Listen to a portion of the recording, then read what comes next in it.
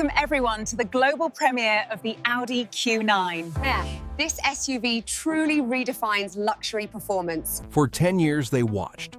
Audi sat on the sidelines while BMW's X7 and the Mercedes GLS absolutely dominated the ultra-luxury, full-size SUV market.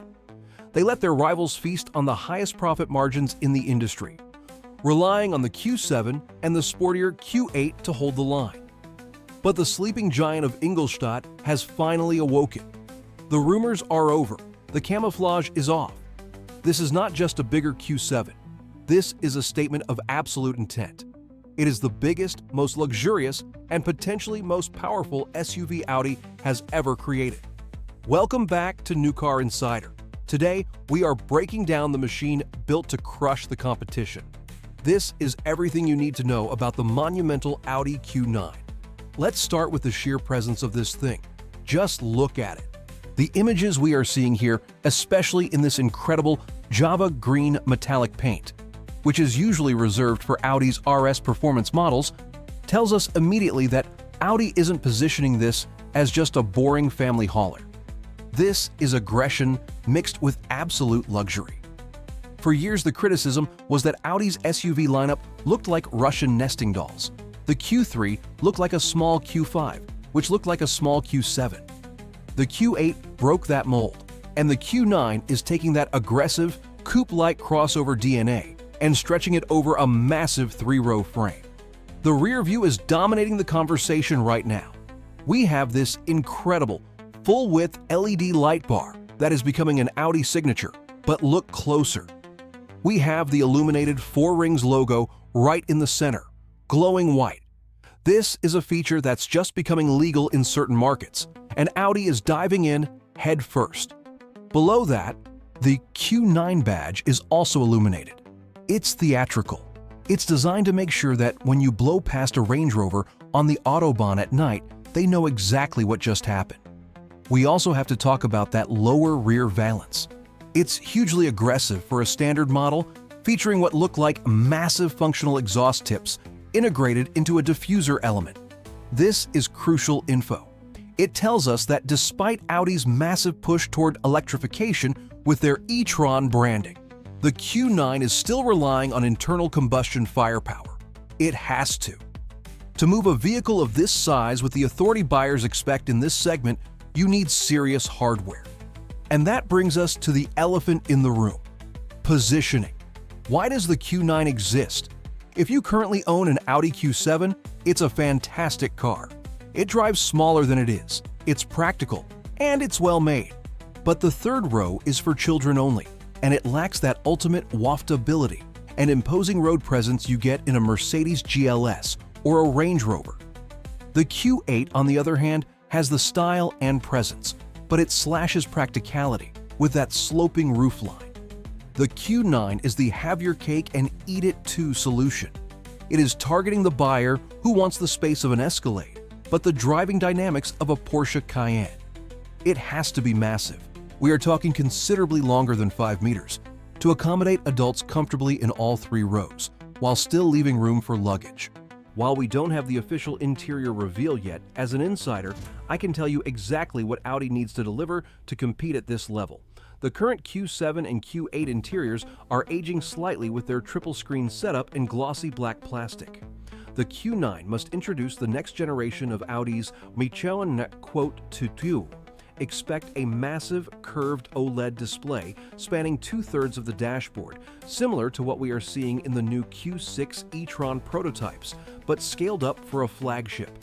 We need to see materials that rival Bentley, because remember, they are under the same VW Group umbrella. We're talking aniline leather everywhere, open-pore woods, and real metal switchgear. If there is a single piece of cheap plastic below the knee line in the Q9, the BMW X7 will eat it alive. Crucially, the second row needs to be the star of the show. The Q9 will almost certainly offer a Q3 configuration with center consoles, massaging seats, and individual entertainment screens. This isn't just for the driver. This is a car to be driven in. Now, let's talk about what's under that massive hood. Because of those exhaust tips, we know we are dealing with an ICE platform. likely an evolution of the MLB Evo architecture.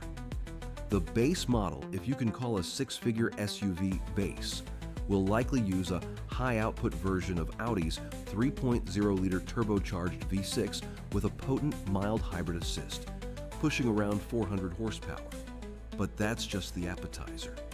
To be a true flagship, the Q9 needs a V8. We fully expect the 4.0-liter twin-turbo V8 found in the RS6 and Lamborghini Urus to find a home here. In a standard Q960 TFSI, guys, it should make a smooth 500 horsepower. But here is where it gets exciting for us enthusiasts. Audi cannot launch this car without an S or an RS variant. An SQ9 featuring that same V8 tune to over 600 horsepower with active anti-roll bars, four-wheel steering, and a sport differential is almost a guarantee. It needs that performance halo to battle the Alpina XB7 and the AMG GLS 63. There are even rumors of a top-tier plug-in hybrid powertrain, borrowing tech from the Porsche Cayenne Turbo e-Hybrid, which could push total output near 700 horsepower while offering 50 miles of pure electric driving for city centers. The big question remaining is air suspension. In this class, it's mandatory. The Q9 has to ride like a magic carpet. Audi's challenge will be balancing that cloud-like comfort with their trademark sporty driving dynamics. It's a massive vehicle, and masking that weight in the corners will require engineering wizardry. So, where does this leave us? The Audi Q9 is admittedly late to the party. The X7 has already had a facelift, the GLS is an established icon, but being late gives Audi an advantage. They have seen exactly what the competition offers, and they have had time to engineer something better. This car is Audi throwing down the gauntlet. It's them saying that they are not conceding the top tier of the luxury market to anyone. Based on the aggression of this design, the focus on advanced lighting technology, and the promise of massive V8 power, the Q9 looks ready for a fight. It's big, it's bold, and frankly, it's about time. But I want to know what you think down in the comments. Is the Q9 too little? Too late? Or is this exactly what Audi needed to complete their lineup? And would you take this over a BMW X7? Let the debates begin below. If you enjoyed this deep dive into the future of Audi's flagship SUV, make sure you hit that like button. It really helps the channel's algorithm.